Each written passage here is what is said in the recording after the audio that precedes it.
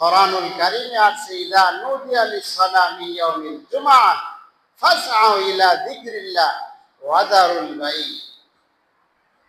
যখন মুয়াজ্জিন সাহেবান নামাজের জন্য আহ্বান করে তোমরা সাই করে দ্রুত মসজিদের দিকে গমন করো।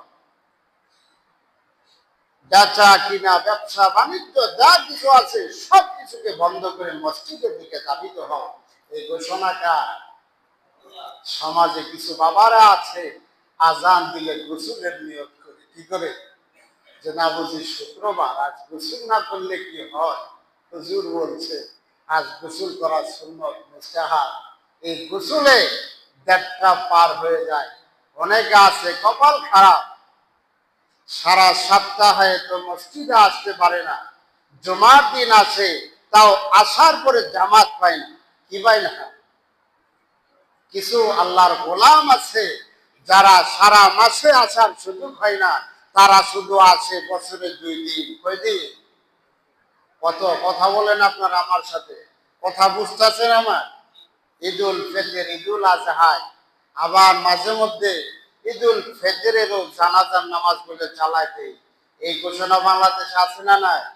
তাহলে কি নামাজ বেশি পড়ে না কম পড়ে?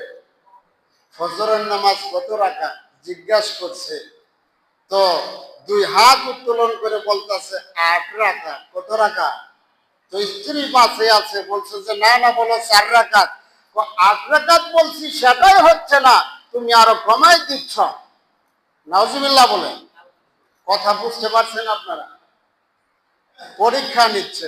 ফজরের কত রাকাত? 2 রাকাত সুন্নত, 2 রাকাত ফরজ। তাহলে 2 2 কত হয়? 4। স্ত্রী ঠিক বলছিল না ঠিক বলছিল? তো জামাই বলতেছে আমি বেশি কইছি, এটাই হচ্ছে না, তুমি আরো কমাই যাচ্ছ, সেটা কেমনে হবে? তাহলে বোঝা যাচ্ছে অনেক বড় নামাজি জীবনে তাহাজ্জুদ মিস হয় না। কি হয় না? আমি যে আয়াতে কারিমা তেলাওয়াত করেছি, বিশ্ব নবীর সামনে যে হাদিসে কারিমা তেলাওয়াত করেছি, দুনিয়ার ভিতরে সবচাইতে বেস্ট জায়গা, দামি জায়গা, সুপার কোয়ালিটির জায়গা, সেই জায়গার নাম কি? মসজিদ। সেই জায়গার নাম কি? আল মসজিদু বাইতুল্লাহ। মসজিদ হচ্ছে আল্লাহ তাআলার ঘর। সুবহানাল্লাহ। এই জায়গায় যারা আছে, হ্যাঁ, মসজিদটা কার? কথা বলেন। আল্লাহ। মসজিদটা কার? জায়গাটা কি দামি? সবচাইতে দামি জায়গা। দুনিয়াবি হাইসিয়তে যদি আমরা দেখি, তাহলে সবচাইতে দামি জায়গা সেটা কি? গণভবন, ভাসভবন। আর যদি পার্লামেন্ট সেক্রেটারি হিসেবে হিসেব করি, তাহলে হয়েছে কি আমাদের জাতীয় সংসদ। দুনিয়াবি হাইসিয়ত, দুনিয়ার যত ঘর আছে সবকিছুকে অপেক্ষা করে মালিকের কাছে সবচাইতে দামি যে ঘর, সেটার নাম কি? মসজিদ। আমরা সেই গৃহে আসছি। রাসূল কারীম সাল্লাল্লাহু আলাইহি সাল্লাম হাদিসের ভিতরে আজ থেকে ১৫০০ বছর আগে জানাই দিয়েছে। হাবিব আমার বলেন, দুনিয়ার ভিতরে সবচাইতে দামি জায়গা আল্লাহ তাআলার কাছে সেটা হলো মসজিদ। আর এই মসজিদে যারা আছে তাদের দাম বাড়াই দেন যিনি, তিনি কে? সকলে বলেন তিনি কে? আল্লাহ। আর সবচাইতে নোকসানিয়া যে জায়গা, বেদামি জায়গা, যে জায়গার কোনো আল্লাহ তাআলার কাছে মূল্য নাই, সেটা হলো বাজার, নিকৃষ্টতর জায়গা। আর দুনিয়ার জমিনে মানুষদেরকে সবচাইতে বেশি যে জায়গায় পাবেন সেটা হলো বাজার। সাহাবায়ে কেরামদের ইতিহাস এমন ছিল, বাসায় কেউ আসছে, জিজ্ঞাসা করছে অমুক কোথায়? স্ত্রী বাসার থেকে এলান দিয়েছে, তিনি তো নামাজের উদ্দেশ্যে গিয়েছেন, নামাজ পড়ার পরে তারপর তিনি বাসায় ফিরবেন। নামাজ শেষ হয়ে গিয়েছে, আবার আরেক নামাজের সময় আসতেছে। স্ত্রী বলতেছেন বুঝি তিনি এই নামাজ পড়ে তিনি মসজিদের থেকে বাসার দিকে রওনা হবেন। আর আমাদের অবস্থা হলো, যদি কেউ জিজ্ঞেস করে কোথায় গিয়েছেন, বাজারে, মসজিদে কোথায়, কখন আসবে, 10টা মিনিট আপনি বসে এলেন, এক্ষুনি তিনি নামাজ সেরে চলে আসতেছে। এই ছিল বর্তমান উম্মতের অবস্থা। আর যদি সাহাবায়ে কেরাম বাজারে যাইতেন, জরুরতটা সারার পরে সঙ্গে সঙ্গে তিনারা বাজার থেকে বাড়ির দিকে বা মসজিদের দিকে চলে আসবেন। কখন চলে আসবেন? এক্ষুনি চলে আসবেন। আর আমাদের অবস্থা হলো, যদি বাজারে যাই সকালে গেছে বিকালে আসবে, কথা বলেন ঠিক কিনা? এজন্য যে হাদিসে কারিমা আমি তেলাওয়াত করেছি, বিশ্বনবী আজ থেকে ১৫০০ বছর আগে বলেছেন, হাবিব আপনি ঘোষণা দিয়ে দেন। কি ঘোষণা দিয়ে দিব? সবচাইতে দামি জায়গা সেটা হলো আল্লাহ তাআলার মসজিদ। আর এই মসজিদে যারা আসবে তারাও আল্লাহ তাআলার কাছে দামি হয়ে যাবে। এজন্য মসজিদে আসা লাভ আছে না নাই? রাসূল কারীম সাল্লাল্লাহু আলাইহি সাল্লাম ফরমান, আহাব্বুল বিলাদি ইলাল্লাহি মাসাজিদুহা ওয়া আবগাদুল বিলাদি ইলাল্লাহি আসওয়াকুহা। বিশ্বনবী বলেন, দুনিয়ার ভিতরে সবচাইতে দামি জায়গা সেটা হলো মসজিদ, আর সবচাইতে নিকৃষ্টতর জায়গা সেটা হলো বাজার। আমাদের আনাগোনা মসজিদে বেশি না বাজারে বেশি? কথা বলেন। বাজারে শুধু আমরা যেতে চাই, বাজারে যদি যায় আসার কোনো খেয়াল থাকে না। আর যদি আজান হয়ে যায়, সাহাবায়ে কেরামদের অবস্থা এমন ছিল, তাদের শরীরের রং বিতীর্ণ হয়ে যাইত, হলুদ বর্ণের হয়ে যাইত। কখন আমি মসজিদে যাব, আল্লাহর হুকুম পালন করব। আল্লাহু আকবার। আর আমাদের দশা হলো, যদি আজান হয় সময় দেখি গরিব দিকে তাকাই যে সামনে মসজিদে যায় পড়ব। রাসূল কারীম সাল্লাল্লাহু আলাইহি সাল্লাম ফরমান, প্রতিটা মানুষের সাথে আল্লাহ তাআলা মিস্টার ইবলিস পিছে লাগাই দিয়েছেন।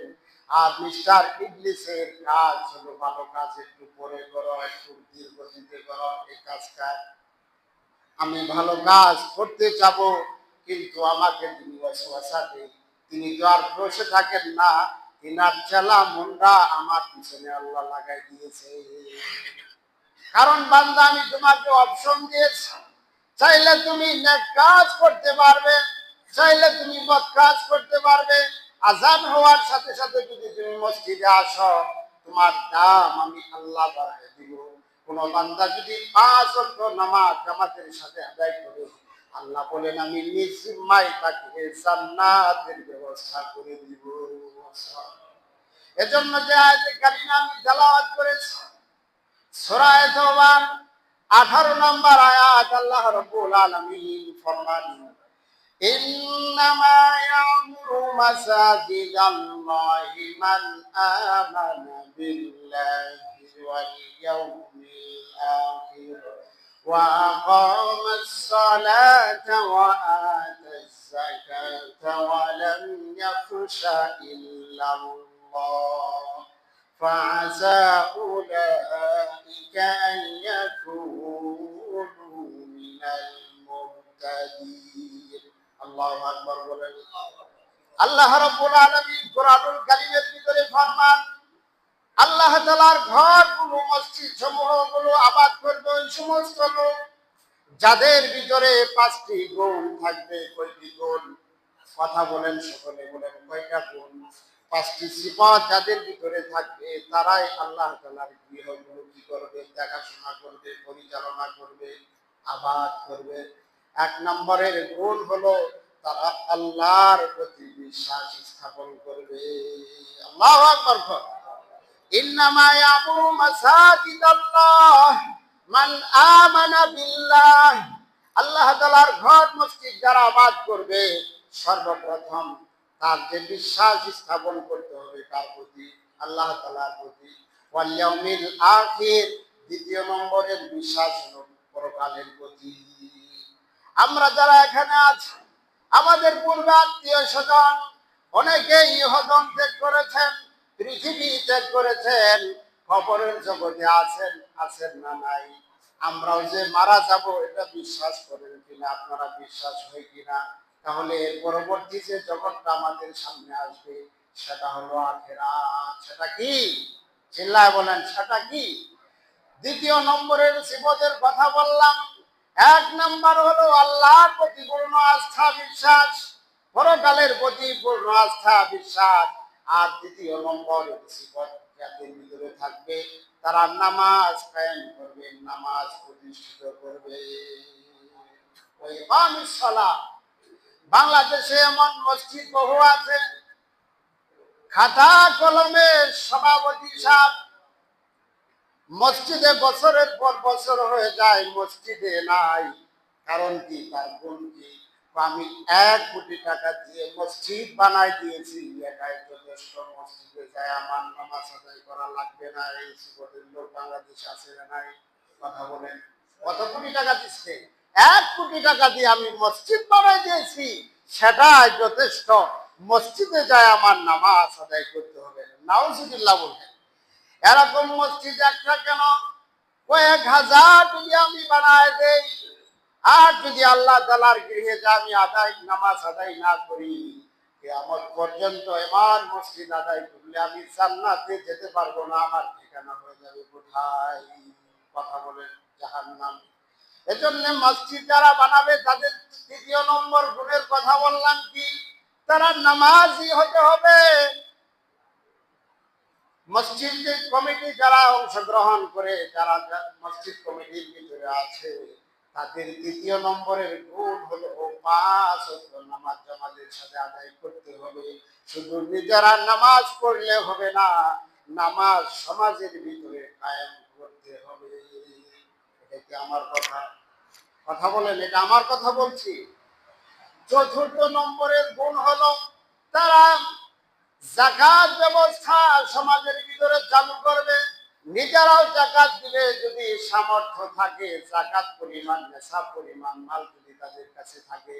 আর 5 নম্বরের গুণ হলো তারা পৃথিবীর কাউকে ভয় করবে না, একমাত্র কেবলমাত্র আল্লাহকেই ভয় করবে। সুবহানাল্লাহ। কয়টা সিফাতের কথা বলছি? 5টি সিফত। 1 নম্বর হলো আল্লাহর প্রতি আস্থা, 2 নম্বর হলো পরকালের প্রতি, 3 নম্বর হলো নামাজ। কিসের? নামাজের। 4 নম্বর হলো যাকাত ভিত্তিক সমাজ ব্যবস্থা পরিচালিত করা। 5 নম্বর হলো দুনিয়ার কাউকে ভয় করা যাবে না, কেবলমাত্র শুধুমাত্র কাকে? চিল্লায় বলেন, কাকে? আল্লাহকে। এরপরে আয়াতে আছে ফাসা উলাইকা আইয়াকুনু মিনাল মুহতাদিন। আশা করা যায় তারা হেদায়েতের উপর প্রতিষ্ঠিত হবে, হেদায়েত প্রাপ্তদের অন্তর্ভুক্ত হবে। সুবহানাল্লাহ।